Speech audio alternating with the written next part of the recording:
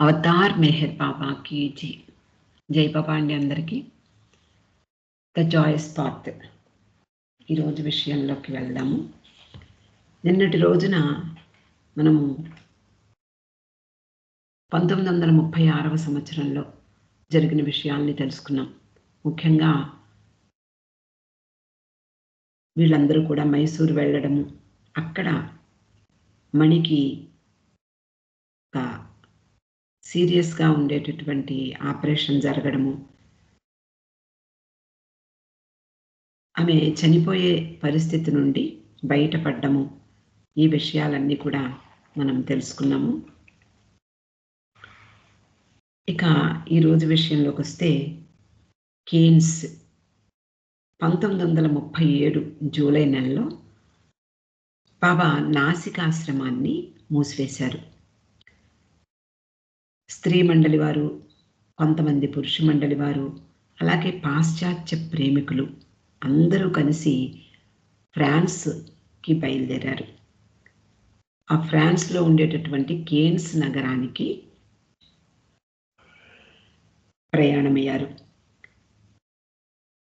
వాళ్ళందరూ ఓడలో మార్సిలెస్కి బయలుదేరారు. ఆ పర్యటన ఒక మరపురాని పర్యటనగా మణి ఎప్పుడు కూడా చెప్తూ ఉండేది.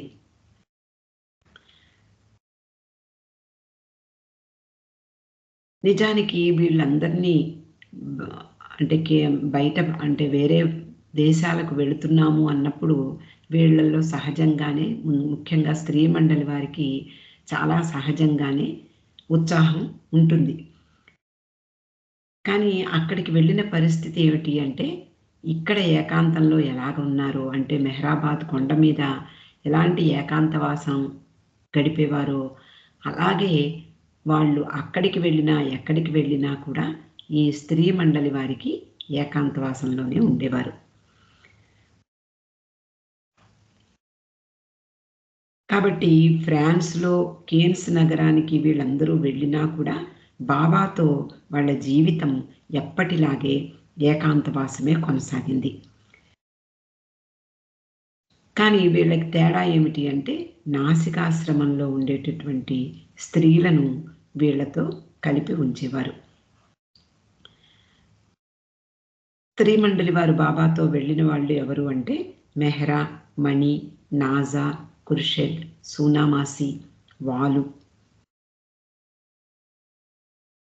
అలాగే వీళ్ళందరూ ఏకాంతంలో ఉంటారు కాబట్టి చాంజీ దానికి తగినట్లుగా వీళ్ళు 6 మందికి 3 క్యాబిన్లను బుక్ చేశాడు. అది ఇంజన్ పైభాగంలో వీళ్ళకి గదులు కేటాయించారు. మనం ఓడ ఎక్కలేదేమో కానీ అందరం కూడా చూసి ఉన్నాం. ఓడలో కొంచెం పై ఎత్తుగా కిటికీలు అంటే రంధ్రాలు ఉంటాయి, పెద్ద పెద్ద రంధ్రాలు. దాంట్లోంచే బయటకు చూడాల్సిన పరిస్థితి ఉంటుంది.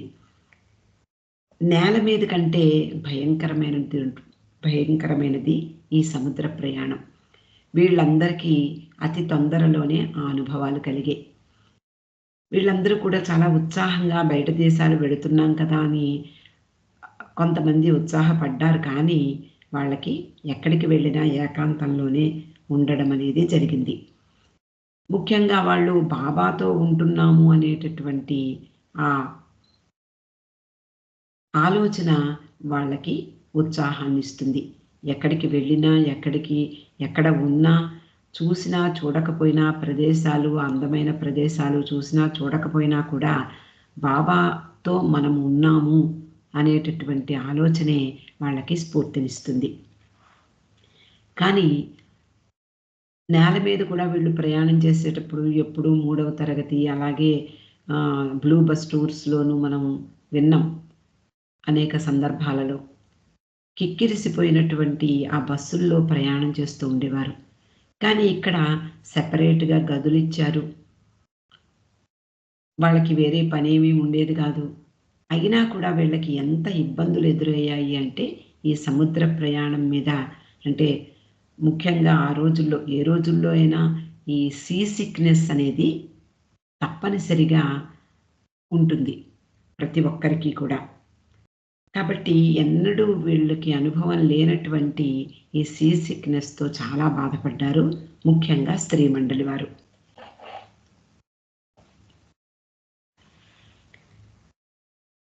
నిజానికి వీళ్ళు బయలుదేరిన సమయం కూడా భయంకరంగానే ఉంది. అరేబియన్ మహాసముద్రంలో ఋతుపవనాల కారణంగా కెరటాలు ఉవ్వెత్తున ఎగిసిపడుతున్నాయి. ఉధృతంగా ఓడను తాకుతున్నాయి. ఆ గాలికి, ఆ కెరటాలకు ఈ ఓడ ఊగిసలాడుతోంది. గాలి విసిరి విసిరి కొడుతోంది. ఈ ఓడలకు కూడా ప్రొపెల్లర్స్ ఉంటాయి. విమానాలకున్నట్లు. ఆ గాలి తాకిడికి ఈ ప్రొపెల్లర్లు భయంకరమైన శబ్దం చేస్తూ తిరుగుతున్నాయి. బోటు ఒకవైపు మునిగిపోతూ, బయటపడుతూ ఇలా ప్రయాణం సాగింది. వాతావరణం బాగోలేని కారణంగా కిటికీ తలుపులు కూడా మూసేసే ఉన్నాయి. మెహ్రా, మణి ఒక క్యాబిన్‌లో ఉన్నారు. మరి వీళ్ళు ఎక్కడికి వెళ్ళినా జంటగానే అంటే ఒకటిగానే ఉంటారు వీళ్ళిద్దరూ. ప్రయాణంలో కూడా అలాగే ఉన్నారు. మిగిలిన నలుగురు మరో 2 గదుల్లో ఉన్నారు. ఈ క్యాబిన్‌లకి అటాచ్డ్ బాత్రూములు లేవు. కాబట్టి అందరూ కూడా అవసరం వచ్చినప్పుడల్లా బాత్రూమ్‌కి బయటకు వెళ్ళాలి. స్త్రీ మండలి వారికి ఏకాంతవాసంలో ఉన్నారు కాబట్టి రానో కానీ, నోరినా కానీ వాళ్ళను తీసుకువెళ్ళేవారు. మెహ్రా ఈ సముద్రపు గాలి వల్ల, సీ సిక్‌నెస్ వల్ల అసలు గది నుండి బయటికే రాలేకపోయింది. మిగిలిన వారు కొంత వ్యాయామం కోసం బాబా అనుమతించిన స్త్రీ మండలి వారు మాత్రం అర్ధరాత్రి 3 గంటలకి ఈ డెక్ పైభాగానికి వెళ్ళేవారు. అంటే ఓడ పైభాగంలో ఉన్నటువంటి ఆ డెక్ ప్రాంతానికి వెళ్ళి కాసేపు తిరిగి మళ్ళీ తిరిగి వాళ్ళ గదుల్లోకి వచ్చేసేవారు. అందువలన బాబా అందరూ నిద్రపోయే సమయంలో తెల్లవారుజామున 3 గంటలకు వీళ్ళని డెక్ మీదకు తీసుకువెళ్ళేవారు. కటిక చీకటి. ఎవరూ చూడకుండా వెళ్ళాలి. మళ్ళీ చూడకుండా వచ్చేయాలి. ఇలా వీళ్ళు ఆ కటిక చీకట్లో ఒకసారి మణి నేల మీద పాకుతూ డెక్ మీదకు వెళ్ళిందట. అంటే ముందు ఏముందో కనిపించటం లేదు. అంత కటిక చీకట్లో వాళ్ళు తచ్చాడేవాళ్ళు. అలా డెక్ పై భాగంలో నడుస్తూ నీటి మీద పడేటటువంటి ఫ్లోరసెంట్ కాంతి, ఆ దీప కాంతిని చూడడం వీళ్ళకి ఆనందం కలిగించేది. కాసేపు ఆ కాంతిని చూసి, నీటి మీద పడుతున్నటువంటి ఆ కాంతిని, అలాగే అలలను చూసి వాళ్ళు ఆ డెక్ మీద కాసేపు తిరిగి లోపలికి వచ్చేసేవారు. మణి వాళ్ళతో పాటు ప్రయాణం చేస్తున్నటువంటి నోరిన, కిట్టి వీళ్ళందరినీ గురించి ఎంతో గొప్పగా చెప్తూ ఉండేది. నోరిన యొక్క గొప్ప వ్యక్తిత్వము, ఆమె అందము, ఆమె గాంభీర్యము, మనోజ్ఞత ఇవన్నీ కూడా బాబాకే వినియోగించింది. బాబా పని కోసమే వాటిని వినియోగించింది. బాబా కొరకు ఆయన పని కొరకు ఏదైనా చేస్తూ ఉండేది. నిజానికి ఆయన ఆయనకున్నటువంటి పాశ్చాత్య ప్రేమికులలో ఆమె ఒక కలికితురాయి అని చెప్పవచ్చు. అలాగే ఆమె స్త్రీ మండలి వారికి, బాబాకు ఏమైనా అవసరం ఉంటే ఆమె చూసుకునేది. అందువలన ఆమె కెప్టెన్‌తో స్నేహం చేసింది. ఏది కావాలన్నా స్నేహం కుదిరినప్పుడు ఏం కావాలన్నా ఆయన దగ్గరకు వెళ్ళి నిర్మొహమాటంగా చెప్పవచ్చు అని ముందే అతనితో స్నేహం చేసిందిట. 3 రోజులు ప్రయాణం గడిచింది. ఆ తర్వాత బాబా ఆమెను కెప్టెన్ దగ్గరికి పంపించారు. మన ఓడ ఎప్పుడు తీరం చేరుతుందో కనుక్కో అన్నారు. కెప్టెన్ నోరినాకు పరిచయం ఉన్నవాడు కాబట్టి ఆమె అడిగిన ప్రశ్నకు ఎంతో స్నేహపూర్వకంగా సమాధానం చెప్పాడు. మధ్యాహ్నం అయింది. మళ్ళీ బాబా ఆమెను మళ్ళీ కెప్టెన్ దగ్గరికి వెళ్ళి అడిగి రమ్మన్నారు. అదే ప్రశ్న. అలా ఆమె అడిగినటువంటి ప్రశ్నకు ఆశ్చర్యంగా చూశాడు కెప్టెన్. పాపం తాను ముందు చెప్పింది ఆమెకు గుర్తులేదేమో అని మళ్ళీ చెప్పాడు. ఆ సాయంత్రమే మళ్ళీ బాబా ఆమెను అదే ప్రశ్నతో కెప్టెన్ దగ్గరికి పంపించారు. అతడు కొంచెం చిరాగ్గా, తల్లి నేను ముందే చెప్పాను కదా, మళ్ళీ సమయం ఎందుకు మారుతుంది అని కొంచెం గట్టిగా అన్నాడు. నోరిన, అవునవును నువ్వు చెప్పావులే, అదేలే నిజమే, నువ్వు చెప్పావు ముందే అంది. మర్నాడు కూడా అదే రిపీట్ అయింది. కెప్టెన్ ఇంక నోరినాని తప్పించుకునేందుకు ప్రయత్నించేవాడు. ఆమె రావడం చూసి వెంటనే మరోవైపుకు వెళ్ళిపోయేవాడు. కానీ నోరిన ఉద్దేశం ఏమిటి? బాబా అడిగినటువంటి అంటే బాబా చెప్పినటువంటి పని చెయ్యడం, బాబా ఆదేశాన్ని శిరసావహించడం, అది ఆమె ఉద్దేశం. మరి బాబా ఆదేశాన్ని శిరసావహించాలి అంటే ఆయనను అడిగి తీరాలి. అందువలన నోరిన అతని వెంటపడింది. ఇక ఆమెను తప్పించుకోవాలంటే సముద్రంలోకి దూకడమే అతనికి మిగిలిన అవకాశం. దాన్ని కూడా అలాగే అనుకున్నాడు. బాబా చివరకు నోరినాను అలా మళ్ళీ మళ్ళీ పంపించడం ఆపేశారు. అతడికి కాస్త ఊపిరాడింది. పాపం నోరినా కూడా ప్రాణ సంకటంగానే ఉంది ఇదంతా. నోరిన ఇలాంటి సంఘటనలు చాలా ఎదుర్కొంది. మరి ఈ ఓడలో ఉండేటటువంటి స్త్రీల పరిస్థితి చూస్తే, స్త్రీలు ఏకాంతంగా ఉంటారు, పురుషులతో మాట్లాడరు, అలాగే పురుషులను చూడరు. ఈ విధంగానే వాళ్ళు ఏకాంతంలోనే గడుపుతున్నారు. అలా ఓడ ప్రయాణిస్తుండగా ఇటలీ తీరం చేరుతోంది. ఆ సమయంలో అక్కడ వాళ్ళకి ఒక అగ్నిపర్వతం కనిపించింది. దూరం నుండి అగ్నిపర్వతం పైభాగం నుండి పొగ రావడం వీళ్ళు గమనించారు. ఆ తర్వాత మరో కొన్ని రోజులకు మార్సిలెస్ తీరం చేరుకున్నారు. అక్కడ దిగి వాళ్ళు అందరూ కలిసి జూ కూడా వెళ్ళారట. అలాగే మంచి భోజనం కూడా చేశారు. అంటే ఈ సీ సిక్నెస్ నుండి వదిలి వాళ్ళు బయటపడ్డారు. కేన్స్ నగరానికి రైల్లో ప్రయాణం చేశారు.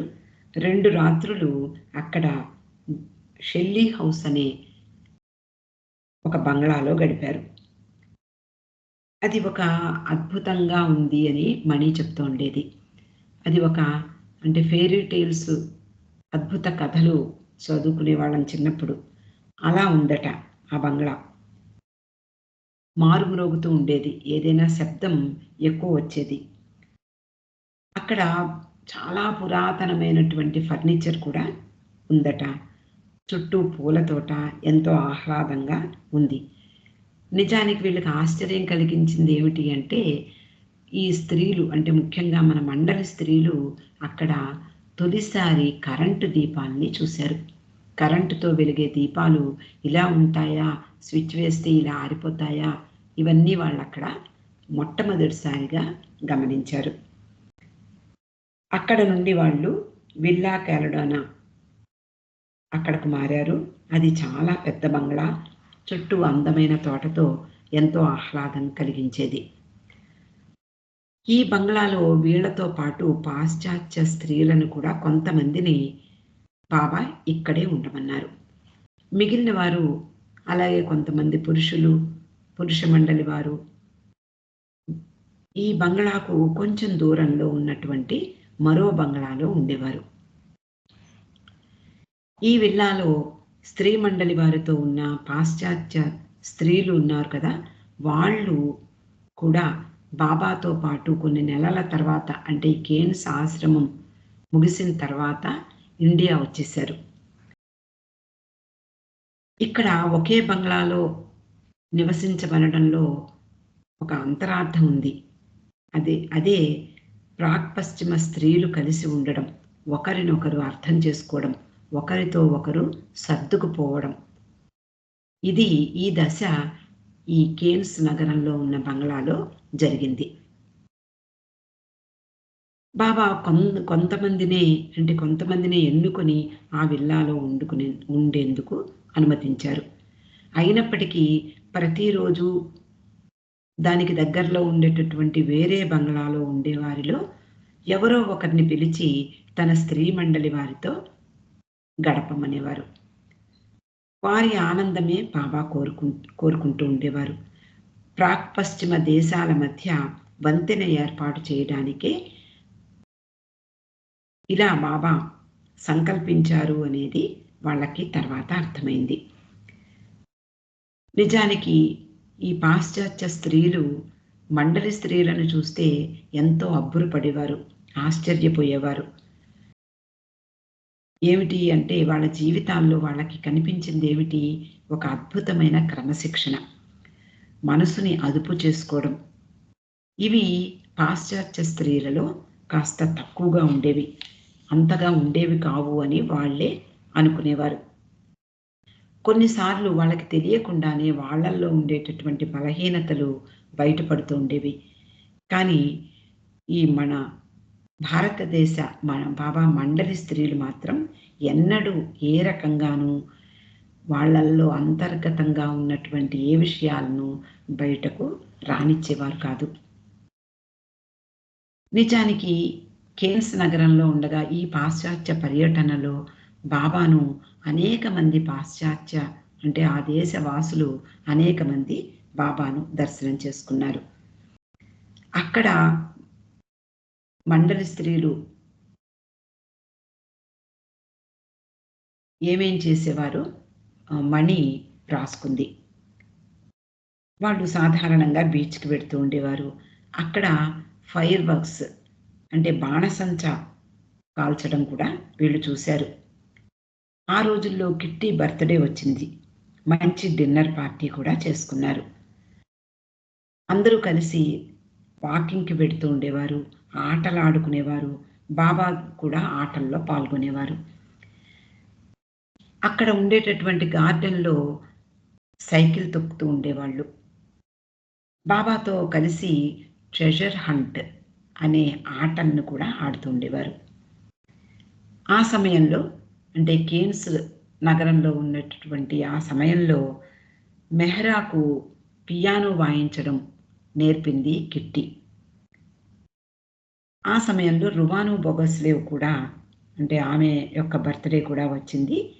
సాధారణంగా అందరూ కలిసి మ్యూజిక్ వినేవారు. మణి వ్రాసినటువంటి చిన్న చిన్న నాటక ప్రదర్శనలు కూడా చేసేవారు. కొన్నిసార్లు పాటలు పాడుతూ ఉండేవారు, డాన్సులు చేస్తూ ఉండేవారు. అక్కడ జీవితం చాలా సంతోషంగా గడిచింది. ఆ సమయంలో కిట్టి మణికి టైప్ చేయడము, అలాగే షార్ట్ హ్యాండ్ కూడా నేర్పింది. ఆ తర్వాతి రోజుల్లో మణి ఎంతగా బాబా యొక్క ఆ కరస్పాండెన్స్ అంతా టైప్ చేసిందో మనకి తెలుసు.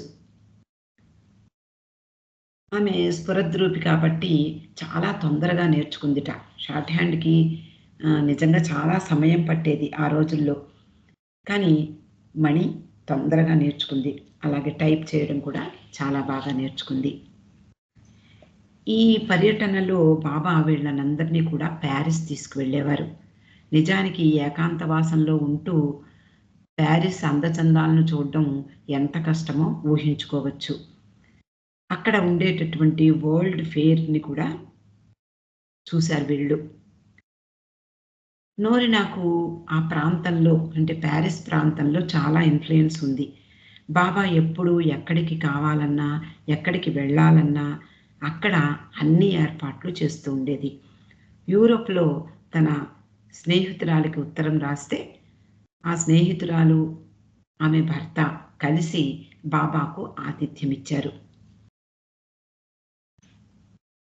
ప్యారిస్ తీసుకువెళ్ళినప్పుడు ఈ స్త్రీలందరూ కూడా అంటే మండలి స్త్రీలందరూ కూడా కిందకి చూస్తూ నడిచేవారు. చుట్టుపక్కల ఎంత అందమైన ప్రదేశాలున్నా బాబా ఆదేశాలను పాటిస్తూ పరపురుషులు చూడవలసినటువంటి అవసరం పరిస్థితి ఎదురవుతుందేమోననే భయంతో వాళ్ళు కిందకి చూస్తూ నడుస్తూ ఉండేవారు. పొరపాటుగా ఎవరినైనా చూసినా వెంటనే క్రిందకు చూస్తూ ఉండేవారు.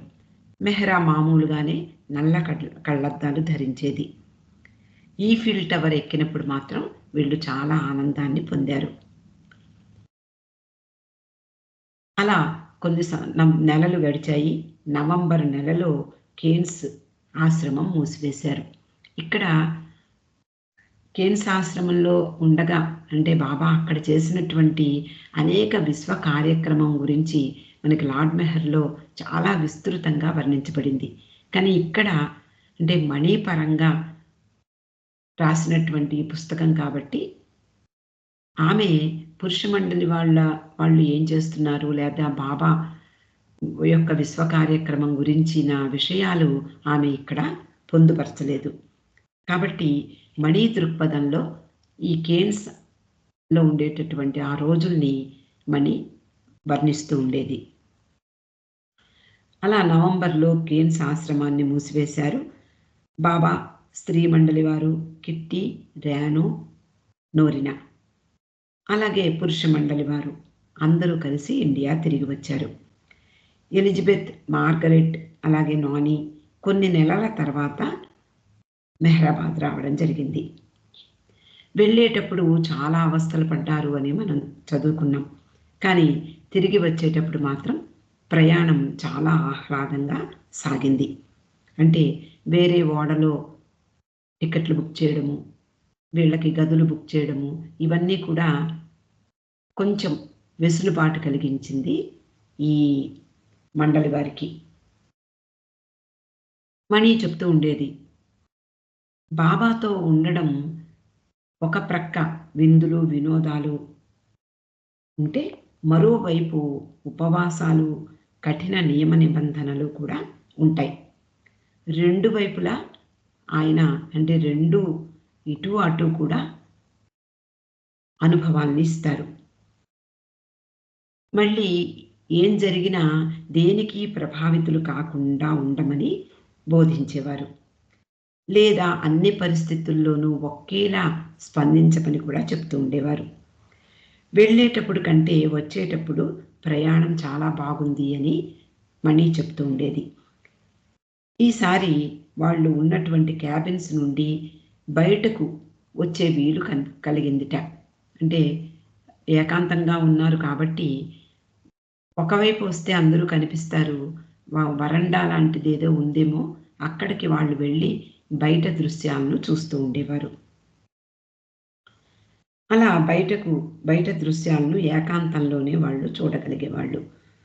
ఉదయం అల్పాహారము అలాగే వీళ్ళకి కావలసినటువంటి జ్యూసులు, ఐస్ క్రీము ఏది అడిగినా ఆ ఓడలో సప్లై చేసేవారు.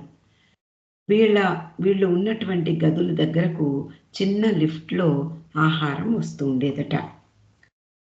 నిజంగా అక్కడ అంటే ప్రయాణ సమయంలో బాబా వీళ్ళకి విందు భోజనాలే ఏర్పాటు చేశారు. కానీ ఒకరోజు అంటే వీళ్ళు విందు భోజనం చేస్తున్నాము అని మనసులో అనుకోగానే బాబా తీరు మారిపోయేది. ఒకరోజు బాబా వచ్చి మీరు రేపు ఏమీ తినకండి, ఉపవాసం ఉండండి అని చెప్పారు. అంతేకాకుండా ఏమీ కూడా తినకూడదు సుమా, గుర్తుంచుకోండి అని కూడా గట్టిగా చెప్పారు. ఇక మరి వంట వాళ్ళకి చెప్పాలి కదా!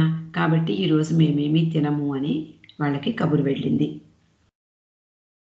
నిజానికి రోజు లిఫ్ట్‌లో ఆహారం వీళ్ళందరికీ కూడా పంపిస్తున్నటువంటి ఆ వంట వాళ్ళు ఆశ్చర్యపోయారు. వాళ్ళకి ఉపవాసాలు, ఏకాంతవాసాలు ఇవేమీ తెలియవు. ఏకాంతవాసం గురించి వాళ్ళకి తెలియవలసిన అవసరం కూడా ఉండదు. కానీ భోజనం గురించి వాళ్ళకి ఆశ్చర్యం కలిగింది. ఏమిటి ఉపవాసం ఉండడం ఏమిటో వాళ్ళకి అర్థం కాలేదు. ప్రతిరోజు వాళ్ళకి లిఫ్ట్‌లో భోజనం పంపిస్తూ ఉండేవారు. ఆహారం పంపిస్తూ ఉండేవారు. కానీ ఆ రోజు వద్దనేసరికి వాళ్ళ ఆశ్చర్యంతో ఏమిటి ఎందుకు వద్దు? అదేమిటి ఏమీ తినరా? అని ఆశ్చర్యంగా నోరినాను ఎప్పుడూ అడుగుతూ ఉండేవారు.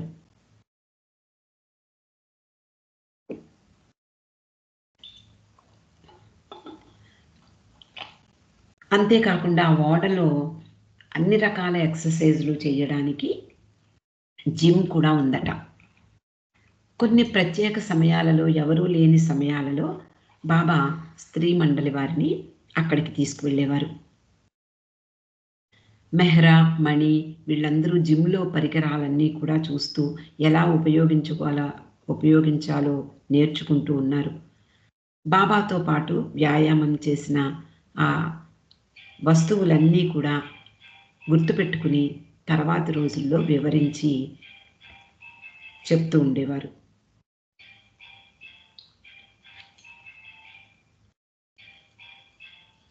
కేన్స్ నగరం నుండి మెహ్రాబాద్‌కి తిరిగి వచ్చారు వీళ్ళందరూ.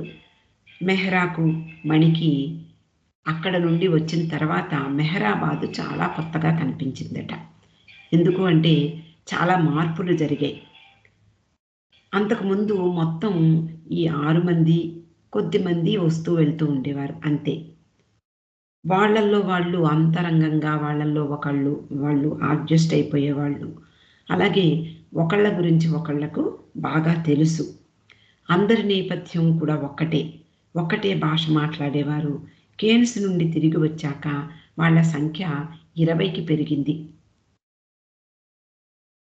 అంటే వీళ్ళ వెంట కిట్టి, రాను, నోరినా ఉన్నారు. ఆ తర్వాత కొన్ని రోజులకు ఈ మార్గరెట్, ఎలిజబెత్ వీళ్ళందరూ కూడా వచ్చారు. కొన్నిసార్లు సుమారు 40 మంది వరకు కొండ మీద స్త్రీలు ఉంటూ ఉండేవారు. అమెరికా, యూరోప్, ఇరాన్, అలాగే ఇండియాలో వివిధ ప్రదేశాల నుండి అనేక మంది వచ్చి కొండ మీద ఉండసాగారు. అలా బాబా తూర్పు, పశ్చిమ దేశాలకు చెందిన తన ప్రేమికులను మెహ్రాబాదు కొండ మీద చేర్చి ఆశ్రమాన్ని విస్తృతపరిచారు. ఇది ఆయన విశ్వకార్యంలో తర్వాతి దశగా భావించవచ్చు. నిజానికి అంతకు ముందుండేటటువంటి పరిస్థితి వేరు, ఇప్పుడు కొండ మీద ఉండేటటువంటి పరిస్థితి వేరు. ముఖ్యంగా మెహ్రా, మణి, నాజా, ఖుర్షిద్ వీళ్ళందరికీ. బాబాతో అతి సన్నిహితంగా మెలిగేవారు ఆ రోజుల్లో. భోజనాలవగానే మధ్యాహ్నం బాబాతో పాటు బాబా గడీ మీద కూర్చుండగా వీళ్ళందరూ చుట్టూ చేరి బాబాతో అనేక విషయాలు చర్చించడము, లేదా బాబా ఏం చెప్తే అది వినడము చేస్తూ ఉండేవారు. అతి సన్నిహితంగా మెలుగుతూ ఉండేవారు. కానీ ఇప్పటి పరిస్థితి కాస్త మారింది. అలాంటి సన్నిహిత ప్రపంచం బాబాతో సన్నిహితంగా ఉండేటటువంటి ఆ పరిస్థితి కనుమరుగైంది. అయినప్పటికీ స్త్రీ మండలి వారు తొలి రోజుల నుండి జీవించేటటువంటి ఏకాంతవాసాన్ని తర్వాతి రోజుల్లో కూడా గడిపారు. మెహ్రా ఎప్పటివలే బాబాపై పూర్తి ఏకాగ్రతతో జీవితాన్ని ఎప్పటిలాగే కొనసాగించింది. అలాగే ఇతరులతో తక్కువ సంబంధాన్ని కలిగి ఉండేది. 1937లో కొండ మీదకు వచ్చే అరుదైనటువంటి విజిటర్స్‌లో కేటీ కూడా ఒకటిట. అంటే కేటీ కూడా అప్పటికింకా ఆశ్రమంలోకి రాలేదు. అప్పుడప్పుడు వస్తూ పోతూ ఉండేది. ఆమె గోహెర్ సోదరి. ఆ సమయంలో మెహ్రా ఎంతమంది ఉన్నా ఖచ్చితంగా ఏకాంతంలోనే ఉండేది. అంతేకాదు ఆమెకు సహజంగానే బిడియం కూడా ఎక్కువ. ఆశ్రమం విస్తృతపరిచాక బయట ప్రపంచం నుండి చాలా తరచుగా అతిథులు ఎంతోమంది వస్తూ ఉండేవారు. మెహ్రా మాత్రం కొద్దిమందిని మాత్రమే కలుసుకుంటూ ఉండేది. ఆమె పూర్తిగా బాబా యొక్క వ్యక్తిగత పనులకే అంకితమై ఉండేది. ఆమె చాలా తక్కువగా కూడా మాట్లాడుతూ ఉండేది. అందరూ బాబా చుట్టూ చేరి కూర్చున్నప్పటికీ మెహ్రా బాబా వైపే చూస్తూ గడిపేది. మణి కూడా చాలా పరిమితంగానే ఉన్నప్పటికీ కూడా ఆమె సహజంగా ఉత్సాహం కలిగినటువంటి స్త్రీ కాబట్టి అందరినీ పలకరిస్తూ ఉండేది. నిజానికి ఎప్పుడూ మెహ్రాతోని, అలాగే ఇతరులతో కూడా ఎక్కువగా మాట్లాడుతూ ఉండేది. నిజానికి ఆమెకు కాస్త స్వేచ్ఛ ఎక్కువే. బయట నుండి వచ్చే వారితో కూడా చాలా చనువుగా ఉండేది. నిజానికది ఆమె స్వభావం. ఆట పట్టిస్తూ కొందరిని పలుకరించేది. అలాగే ఎవరినైనా ఇమిటేట్ చేస్తూ కొందరిని పలకరించేది. అలా అంతా కూడా కలయ తిరుగుతూ చలాకీగా ఉండేది. కానీ వచ్చిన వారితో ఆ రోజుల్లో ఎక్కువ సమయం గడపడానికి ఆమెకు సమయం ఉండేది కాదు. ఎందుకు అంటే మెహరాతోటి ఎల్లప్పుడూ గదిలోనే ఉండాలి. బాబా వచ్చినప్పుడు బయటికి వచ్చేది. మెహరాను కూడా మణి అమితంగా ప్రేమించేది. అందరితోటి కలిసిపోయేది. సరదాగా మాట్లాడడం, హాస్య చతురత, నటన ఇవన్నీ అందరిని తమాషా చేయడం కూడా ఉండేది. ఇవన్నీ కూడా చిన్నతనం నుండి ఆమెకు సహజంగా అబ్బిన విద్యలు.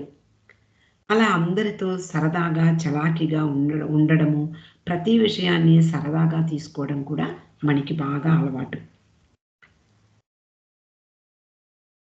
1937వ సంవత్సరంలో నవంబర్‌లో కేటీ అక్కడికి వచ్చిందట.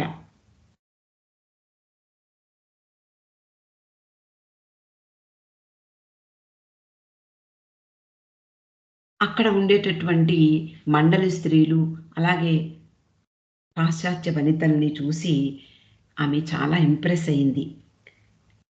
ఆమె ఇలా రాసుకుంది. నేను తూర్పు దేశ స్త్రీలతో నివసించడానికి కొండ మీదకి వచ్చాను. 2 విషయాలు నా మీద చెరగని ముద్ర వేశాయి.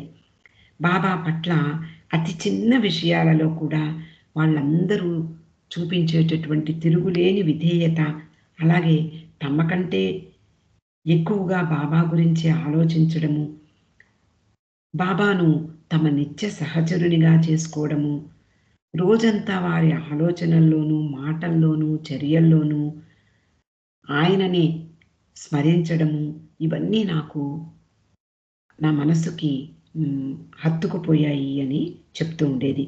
అలాగే బాబా బాబాని వాళ్ళు గురువుగా భావించారు. అలాగే తండ్రిగా భావించారు. బాబాలో అచంచలమైనటువంటి విశ్వాసం కలిగి ఉన్నారు.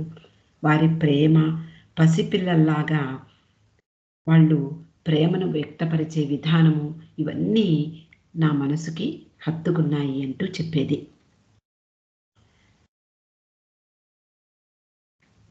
1938 సంవత్సరంలో బాబా జన్మదినం కొత్తగా చేరినటువంటి ఆశ్రమవాసులతో ఘనంగా జరిగింది.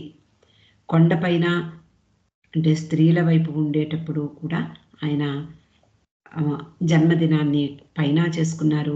అలాగే దిగువ మెహరాబాద్‌లో కూడా పురుష మండలి వారి మధ్య కూడా బాబా జన్మదినం అట్టహాసంగా జరిగింది. పాశ్చాత్యులకు వేడిమి అలవాట్లేదు. నిజానికి ఈ భారతదేశం వచ్చి ఇక్కడ ఉండడం అంటే సామాన్యమైన విషయం కాదు. ముఖ్యంగా ఆ రోజుల్లో. పాశ్చాత్యులకు వేడిమి పడదు కాబట్టి బాబా ప్రతి వేసవి కాలంలోనూ పంచగని వెళ్ళి అక్కడ ఉండేవారు. అలాగే మెహర్ రిట్రీట్ పైన ఆ సమయంలోనే నిర్మాణం జరిగింది. ఆ 2 గదులు. కాబట్టి ఆ 2వ అంతస్తు నిర్మాణ సమయంలో అందరూ అహమ్మద్ నగర్‌లో పీడబ్ల్యూడీ బంగళాలో చాలా రోజులు ఉన్నారు. అలా స్త్రీ మండలి వారు వీరందరితో కొండపై కలిసి జీవించడం, అలాగే బాబా సాహచర్యాన్ని పంచుకోవడము కొంచెం కష్టమైనదే. తప్పనిసరిగా సర్దుబాటు చేసుకోవాల్సొచ్చింది. అటు మండలి స్త్రీలకు, ఇటు పాశ్చాత్య స్త్రీలు కూడా చాలా అడ్జస్ట్ అవ్వాల్సి వచ్చింది.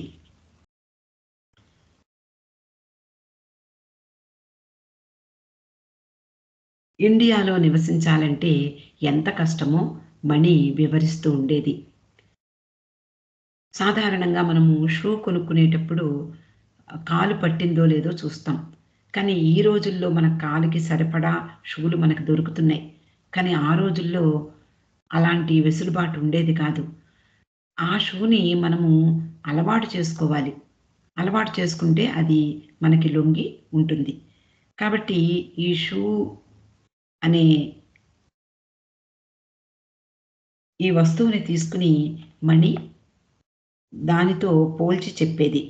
ఇండియాలో నివసించాలంటే నీ పాదం ఆ షూలో ఇమడాలి. షూ నీ పాదానికి తగినట్లుగా అడ్జస్ట్ అవ్వదు. నువ్వే అంటే నీ పాదమే అందులో అడ్జస్ట్ అవ్వాలి. మొదట అది టైట్‌గా ఉంటుంది, ఇరుగ్గా ఉంటుంది, కిర్రుమంటూ ఉంటుంది, లేదా ఒక్కొక్కసారి కరుస్తుంది కూడా. దాన్ని సర్దుకుంటూ ఆ పాదం అందులో ఇమ్మడేలాగా ఉండాలి. ఇలా ఉంటుంది ఇండియాలో జీవితం. ముఖ్యంగా పాశ్చాత్య స్త్రీలను దృష్టిలో పెట్టుకుని ఇండియాలో వాళ్ళు గడిపేటటువంటి ఆ జీవితాన్ని అంటే వాళ్ళకి ఎన్నో ఉన్నాయి. ఎంతో సంపన్నులు వాళ్ళందరూ కూడా.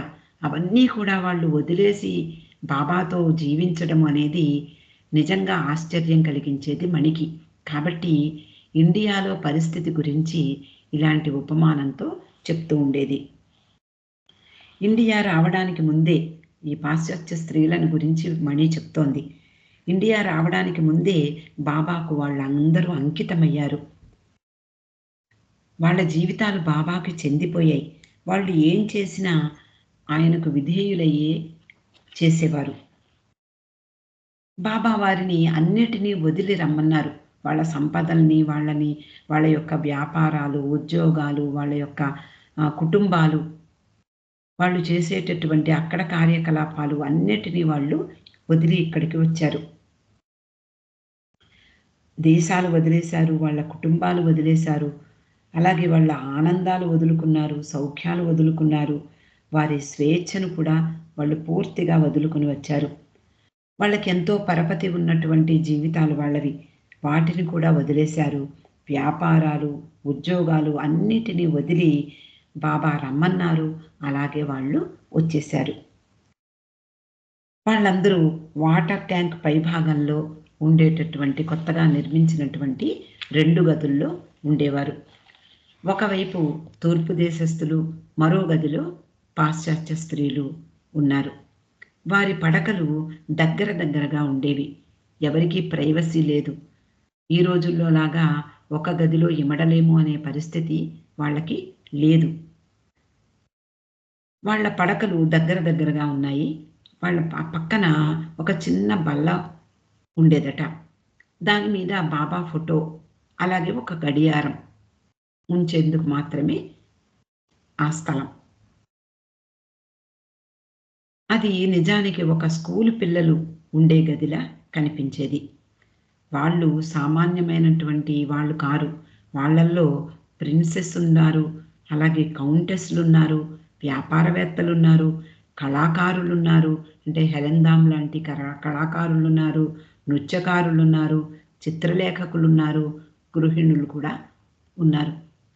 అలాంటి పాశ్చాత్య స్త్రీలందరూ కూడా కేవలము బాబా పట్ల విధేయతతో, బాబా పట్ల ప్రేమతో వాళ్ళవన్నీ వదిలేసి మెహరాబాద్ ఆశ్రమానికి వచ్చి అతి చిన్న పరిస్థితుల్లో ఇమడడానికి వాళ్ళు ప్రయత్నం చేసినటువంటి విషయాలు మనకి ఈ రోజు కూడా ఆశ్చర్యాన్ని కలిగిస్తాయి.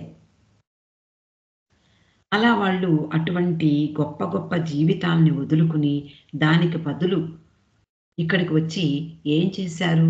బాబా పట్ల పరిపూర్ణ విధేయతను చూపించారు. అసౌకర్యాలతో కూడినటువంటి తాపసిక జీవితాన్ని అవలంబించారు. అలా ఉండడానికి వాళ్ళు నిర్ణయించుకున్నారు. వారి యొక్క ప్రతి ఆలోచన, వాళ్ళ యొక్క చర్య, మాట అన్నీ బాబా ఇచ్ఛకు కట్టుబడి ఉన్నాయి. అలా వాళ్ళు బాబా ఇచ్ఛకు కట్టుబడి ఉండే ఆనందకరమైనటువంటి జీవితాన్ని గడిపారు. వాళ్ళు ఎవరు కూడా మొహాలు ముడుచుకోలేదు. ఇక్కడికి ఎందుకున్నాంరా అని భావించలేదు. అలా భావించినప్పటికీ కూడా వాళ్ళల్లో ఉండేటటువంటి అసమానతలు కానీ, వాళ్ళల్లో ఉండేటటువంటి సందేహాలు కానీ వెంటనే బాబా తీర్చేసేవారు. కాబట్టి అక్కడ ఆనందంగానే వాళ్ళు జీవించారు. అన్నిటికంటే ముఖ్యంగా వాళ్ళు ఆంతరంగికమైన సర్దుబాట్లు ఎన్నో చేసుకున్నారు. రాను అంటూ ఉండేది. మనం కోరుకున్నది కాకుండా బాబా కోరుకున్నది చేయడం చాలా కష్టం. మన ప్రతి ఆలోచన, ప్రతి భావన బాబా పట్ల కేంద్రీకృతమై ఉంటే అలా సులభంగా చెయ్యగలం. అలా ఉండడం మనమంతా నేర్చుకోవాలి అంటూ ర్యానో చెప్తూ ఉండేదట. ఇక్కడికి ఈరోజు ఆపుదామండి. అవతార్ మెహర్ బాబాకి జై.